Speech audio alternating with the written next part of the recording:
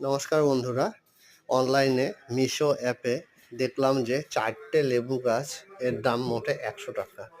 তাই লোভ সামলাতে না পেরে অর্ডার করলাম। পাঠিয়েও দিল, 2-3 দিনের মধ্যেই চলে আসছে বারাসাত থেকে। দেখি আপনাদের সামনে খুলে কেমন লেবু গাছ পাঠিয়েছে ওরা। দেখে তো আমার ভালোই মনে হচ্ছে।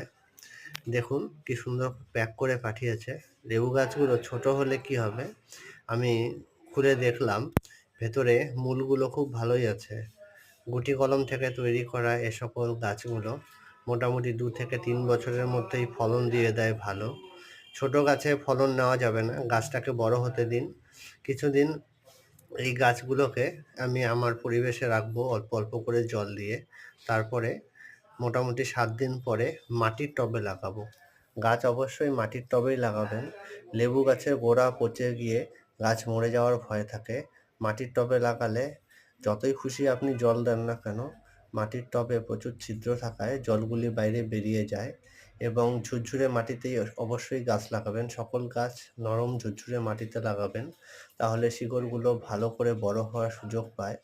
পাতা পচা সার এবং বাগানের গার্ডেন সয়েল, বাগানের সাধারণ মাটি, ভার্মি কম্পোস্ট, গোবর সার এগুলো মিশিয়ে গাছগুলো লাগাবো আমি। গাছ যখন লাগাবো তখন আপনাদেরকে অবশ্যই দেখাবো।